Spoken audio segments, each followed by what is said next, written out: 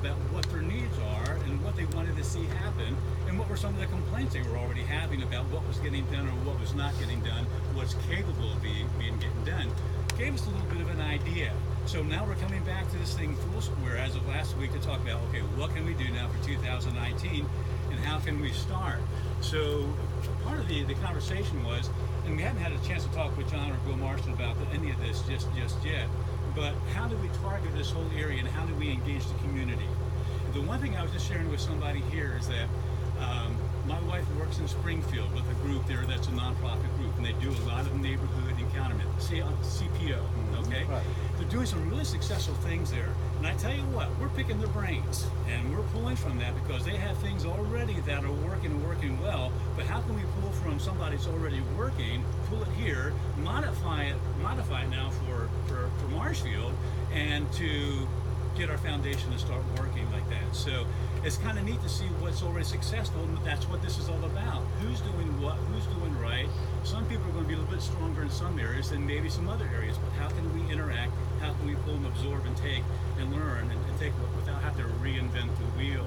So what we're choosing to want to try to do is, how can we get this as a community? And we're typically thinking sending some flyers out to the people saying we want to have a town hall meeting, so to speak. But our interest here with Pro Marshall Beautification, which is volunteer based, you know, it's not city, but it's volunteer, which is what they need to know. But what can we do to help you with your neighborhood? What can we do to help you with your properties? And we're going to kind of focus on blanketing that, see what kind of response it's going to have, and see what if we can identify like one particular evening that we can do over the senior center or something like that. Invite the people to come, provide maybe a meal or something like that. This is all kind of just visualizing as far as what we can do. But this is where the goal is, we want to get them engaged, how to get the information out to them. But again, the key thing for us is, what can we do to help you? But the neat thing is, with what's happened in Springfield, they targeted one specific little community area, one street, empowered them, the people took pride in their properties, and how can we help you to engage, to take pride in what you're doing, and move it over one street, left or right, to engage a community. So that is kind of the vision, is what we're working towards. How it's going to happen, how it's going to fare out, come about, I'm not sure, but I also know that there are people here that are interested and wanted to see something happen and take place. And all it takes is just a few good people with helps, knowing that there's a support group behind them, and volunteers that are here to help you if you want to initiate. And how can we get this dream, this vision kind of going and growing, where you can take responsibility for yourselves. But right now you just need a little bit of empowerment with the help, manpower to get there. So we are working with volunteer groups here in town, and I love Marshfield because people want to help, they just don't know what they want to help at right now. But and how do I find the groups like that? Basically word of mouth, and it all started with our core group of committee members. Who do you know?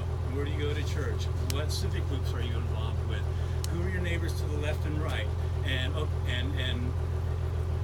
whoever had those contacts had that responsibility for going out and talking and sharing like that.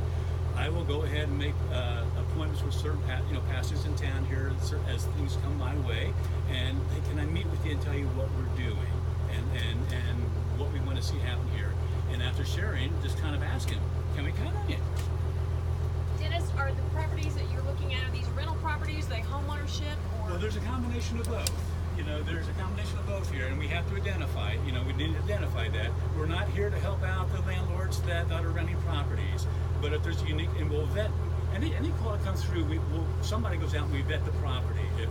If it's somebody who has a rental property, we need to go out and look at it and say, okay, can your landlord take care of this? And why not? And we always want the landlord to take that responsibility. But there may be some situations sometimes where we may have to help that person there because of an issue or something, and we want to be open to that. It's kind of a ministry thing, and you can't do wrong. We may make a wrong decision at that point, but we'll learn from that as we move forward. But we're trying to target the homeowners here for that specific thing. And what about issues with the city ordinance enforcement? The city what? Ordinance enforcement from the city. Do they work pretty well with you, or is it what? Yeah, you do. So in that role, I work for the city. So we have a code enforcement officer that goes around and he cites properties for code violations. We are ramping that up. Historically, Marshfield's not been real stringent on or real focused on that code enforcement, but we're ramping that up, and that's just, it's really a personnel issue, or has been. Having said that, once, twice, two property owners have, we recently, probably a month ago, 6 weeks ago, our code enforcement officer had tall grass. And the property hadn't been mowed for 2 months or so. The grass was probably 1.5 feet tall. Clear violation. He had tried to get a hold of the property owner. He'd been knocking on the door, sent a letter, leaving notes on the door or door hangers. No response. Our next step for the city would have been to have our contractor come in, mow the property, send them the bill. If they don't pay it, we put a lien on the property. Our inspector, that last step, he stopped by the house, knocked on the door, no response. The neighbor came out and told him that they had not seen, it was an elderly lady who lived there, had not seen her for a week to 2 year time period. They used to see her kind of multiple times a week and just had not seen her. The air conditioning hadn't been running, so they didn't know if she was gone, was in the house, was sick, whatever. Our inspector called, we got with the police department, they did a welfare check. The lady was at home. They got her to come to the door. She just chose not to come to the inspector, surprise, surprise. But she was okay, but she had been sick, and she was not able to take care of her property. She didn't even know where to pay her electric bill. She was behind on that's why the air conditioner wasn't running. The electricity had been shut off.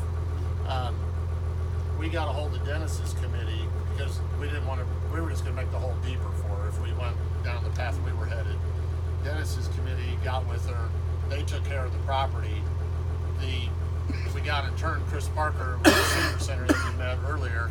We got a hold of her. Chris got with her, kind of the role that Chris talked about, what they do, and they're providing help. So that was a really good partnership on that. There was another property owner that last year that came in, had issues, and Dennis's committee helped on, it was some drainage issue, and the guy wasn't the friendliest guy personality wise, so he kind of created his own problems to some extent. But Dennis, we were able to get along with him somehow, and Dennis's group came in and helped clean up some brush, line of bushes, and kind of cleared out, and then solved the drainage problem. So we try to work together in that regard, help solve problems instead of the last thing we want to do as a city is to send a bill to a property owner, and we'd rather help them solve the problem and get them help with it where we can. So, How are we on time as far as? or do you want more? No, I can skip it. I didn't know how much time you had. Talk about your shed idea? Oh, another unique thing, and exciting. And again, I'm pulling from Springfield, from Community Partnership of the Ozarks. They have what's called a tool lending library that they have established here. I believe it's the only one in Missouri. And we're business owners here, and we're part of it. It means that we pay $20 a year to go. We can pull out any kind of tools we want to anytime during that year, like, and use it. So as a business owner, there's certain tools I don't need to spend $400 for, but once a year I have need of one. So I rent from there. I thought, why can't we do that here? So our goal now here for this coming year, we're really focusing on trying to get a shed going. We have people already trying to volunteer or give tools, but we don't have no place to store them at this point. So the goal really is to try to go ahead and get a shed, or if we can get a small building that might be available if somebody wants to just, let us have it and we can offer them in kind on it, we'll take it. But anyway, we want to work with that because we have, right now, fortunately, with a lot of the services or the groups that come in, they bring their own tools and get the work accomplished. But then for smaller places, like I had a woman call the other day, my son was mowing my lawn, the lawnmower blew up. Do you have something? He said, no, we don't, at this point. And I thought, great, we need to focus on this because it's that for those kind of people. If we don't draw from, we can always pull from it when we go out to work in community situations like that. We can pull from the resources there, or somebody can be part of that where they can actually rent it out here. But it's something that's available for everybody to take advantage to, and it's self-supporting, and it's just a great idea. We see a need here that it'll fulfill. We're working on that too, and we recently got a grant from to get those tools, and right now I'm trying to find a place for them.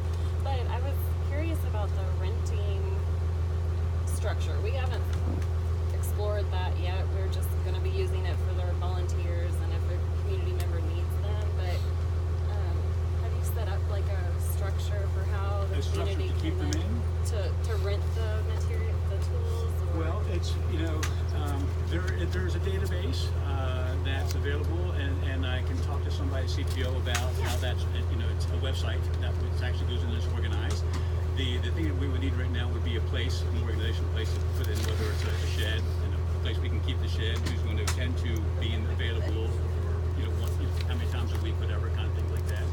But getting the building is the important thing. As far as how we're going to work it out yet, there's still details to be worked out. We just know the goal that we want to have and shoot for, because it's viable, and it's important like that. So clearly that's where we are right now. Hey Dennis, you might be able to come back here a little ways when you're talking. Okay. And then people can hear it on the back. I found that out fast. Anyway, I tell you, and what I've just shared, are there any questions, anything I might be able to share with you? This is where we're starting, this is what we're focusing on.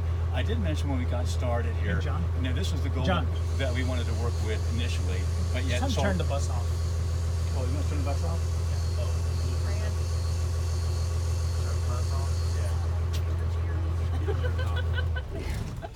There we go. Now the HD is going to break down, right? Not worried. No, but we were wanting to focus on this initially.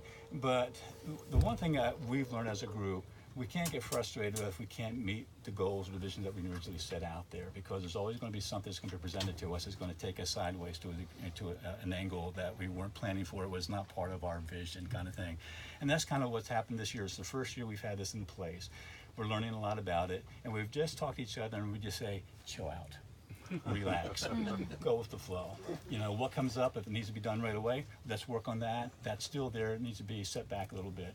And something, we decided to enjoy ourselves and what we're doing for the community. And that'll be the important thing right there, that whatever you're doing, whatever passion you have to work towards, it's not going to go, that passion's there for a reason in you, because it's your talent and your strength. So don't get frustrated with it, ride with it, know that when it's down, it flows in a different direction, it's not going the way you want to see it. Just be encouraged that you're still doing the right thing, it's just going to fall in its place at the right appointed time, but just keep on doing it and enjoy it. The neat thing about beautification, we see this immediately, so there's an emotional response to it I'm finding from people that want to get involved. Some of the other things that you're doing, you don't get that exposure, emotional, so there's a little bit more work, more effort, but it's still viable, it's still necessary within the community.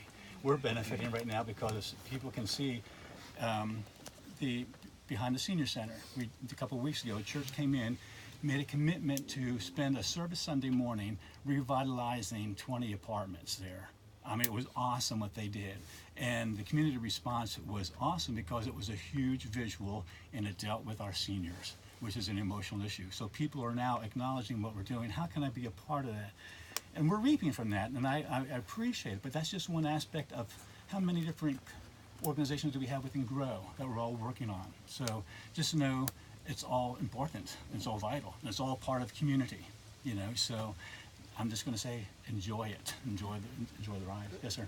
Dennis, I was at a community foundation conference several years ago, and it was Tacoma, Washington did these things called Spark grants, and they actually went block by block in these lower income neighborhoods, and they said we would take a grant request from your block for up to $1,500 that would pay for renting a tool or buying paint or whatever, and each block had to have a block captain. And they literally went block by block, and they were giving out like 20 a year.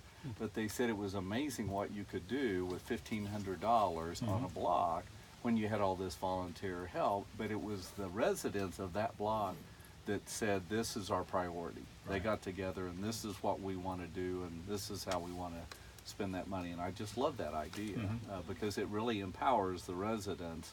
We're not doing it for them or to them, but they're doing it for themselves. Right, right.